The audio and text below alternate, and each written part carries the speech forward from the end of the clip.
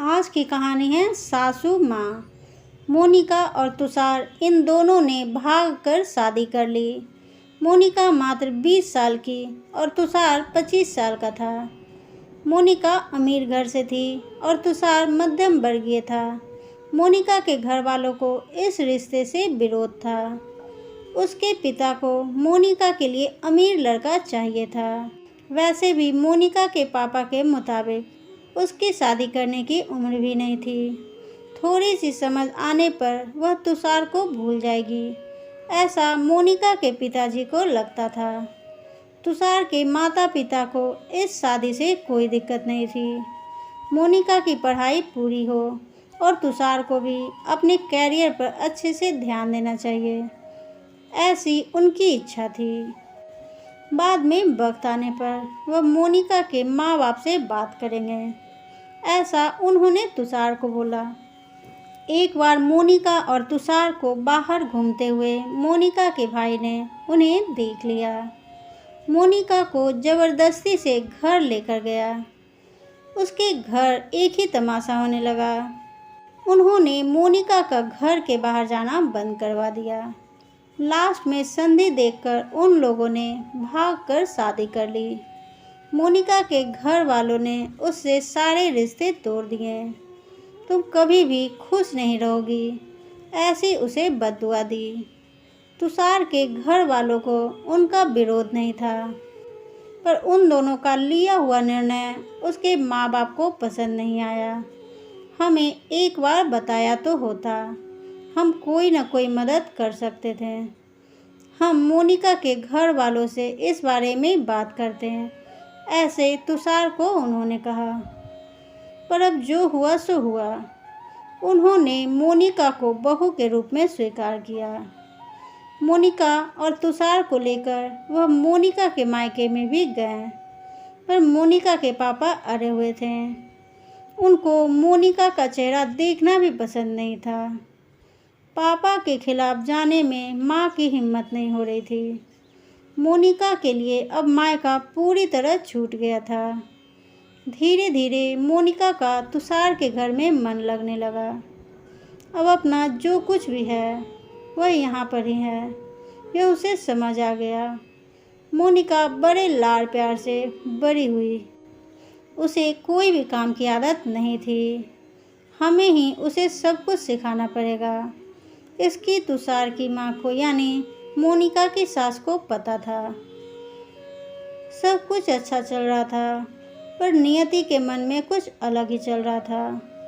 उनकी शादी को जैसे तैसे 1 साल हुआ था और एक एक्सीडेंट में तुषार दुनिया छोड़कर चला गया। सभी पर दुख का पहाड़ टूट पड़ा। जवानी में अपनी बेटी की मृत्यु होने के कारण तुषार के पापा को जबरदस्त मानसिक धक्का लगा। मोनिका भी पूरी तरह से टूट गई थी। अभी तो उनकी गृहस्थी शुरू ही हुई थी। मोनिका के मायके वालों को भी यह बात मालूम पड़ी, तब भी मोनिका के मायके वाले कोई भी नहीं आए। तुषार की माँ इन सब में धैर्य से बर्ताव कर रही थी। तुषार के अंतिम संस्कार का कार्य निपटाकर उन्होंने मोनिका को उसके मायके छोड़ आने का पक्का निर्णय लिया। मोनिका उसके मायके जाने के लिए तैयार नहीं थी। उन्होंने मोनिका को बहुत समझाने की कोशिश की।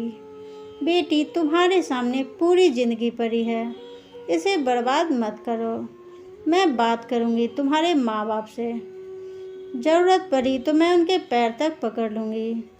उसे समझाकर वह उसे मायके लेकर चले गए, पर वहाँ भी उन्हें निराशा ही मिली। उसके मायके वाले का गुस्सा मोनिका पर से कम नहीं हुआ था।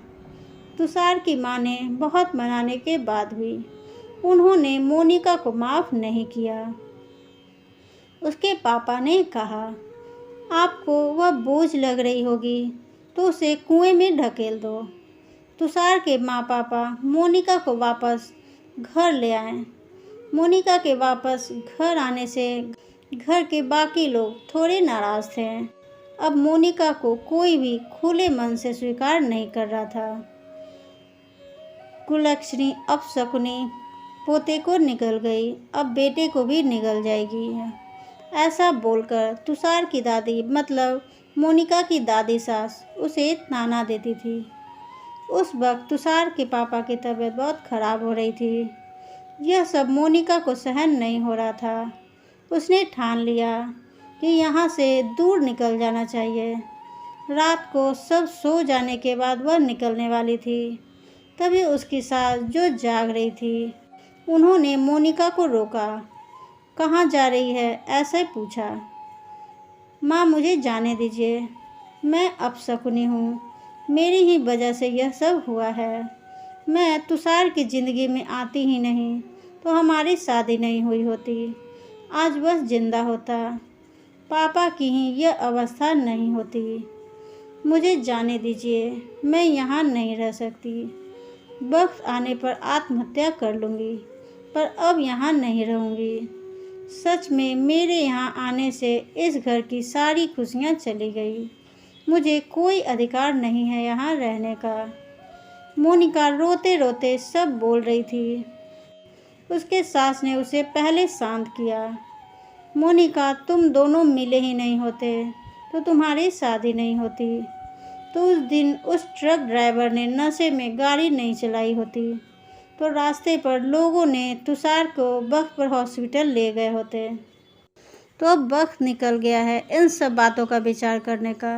तुषार तो मेरा ही बेटा था, मेरी क्या अवस्था हुई होगी इन सब में। एक बार तो विचार किया क्या तुमने? वह तो चला गया और अब तुम भी छोड़कर चली जाओगी मुझे। मोनिका, तुम मुझ पर बोझ थी, इसलिए मैं तुम्हें तुम्हारे मायके छोड़ने नहीं गई थी। तुम्हारे सामने पूरी ज़िंदगी है, किसी के चले जाने से हम जीना तो नहीं छोड़ सकते हैं। यहाँ से ज़्यादा तुम वहाँ पर खुश रहोगी, क्योंकि यहाँ तुषार की यादें तुम्हें हमेशा दुख देगी, ऐसा मैं सोचती थी। पर जाने दो, जो हुआ सो हुआ। अब तुम तुम्हारी पढ़ाई पूरी करोगी, मैं हूँ तुम्हारे साथ, और इसकी चिंता करने के लिए मैं हूँ ना। सिर्फ तुम्हारा साथ चाहिए मेरा बेटा इन सब में। तुषार के जाने से हर कोई परेशान था, हर किसी का बोलने का तरीका अलग हो गया था। तुम्हारा दुख मैं अच्छे से समझ सकती हूँ, पर अब तुम्हें संभलना होगा। लोगों का बोलना नज़रअंदाज करना होगा तुम्हें। मन लगाकर पढ़ाई करनी पड़ेगी। तुम कोई भी गलत फैसला नहीं लोगी, इसका मुझे वचन दो। मैंने मेरा जवान बेटा गंवाया है और अब बेटी को नहीं खोना चाहती। सास की बातें सुनकर मोनिका को रोना आया। उसने सास को गले लगाया। माँ, मैं कहीं नहीं जाऊँगी आपको छोड़कर। आप जैसा बोलोगे वैसा ही मैं करूँगी। मोनिका की सास भी मन भर के रोई आज। पहली बार उनका दुख फूट फूट कर बाहर आया था। आगे मोनिका ने मन लगाकर पढ़ाई की। बहू नहीं, अब उस घर की बेटी बनी। बहुत सारे ताने, बुरी बातें सुने उसने। हर एक राह पर उसकी सास उसके साथ थी। वो दोनों एक दूसरे की ताकत बने। मोनिका IAS अधिकारी बनी। अब उसे दोष देने वाले लोगों का मुंह बंद हो गया। मोनिका के मायके वाले को भी ये खबर पता चली। उसके पापा के सिवाय मायके के बाकी लोगों से पूछने लगे थे। सास ने अच्छा जोड़ीदार चुनकर मोनिका की दूसरी शादी करवाई। शादी के बाद भी मोनिका अपनी इस माँ को कभी नहीं भूली। सास के अंतिम काल में भी मोनिका दिन रात करके सेवा में हाजिर रहती। सास के रूप में मोनिका उसकी ज़िंदगी खरे अर्थ में जीना सिखाने वाली माँ उसे मिली थी। पर सच में मोनिका के सास जैसी ऐसी कितनी समझदार औरतें इस समाज में हैं, जो एक चौखट से बाहर जाकर सोचती है और दूसरों का आधार बनकर उनका जीवन सफल बनाती है। दोस्तों, मेरी कहानी पसंद आ रही है तो इसे लाइक करें, शेयर करें, सब्सक्राइब करें। तब तक के लिए थैंक्स फॉर वॉचिंग।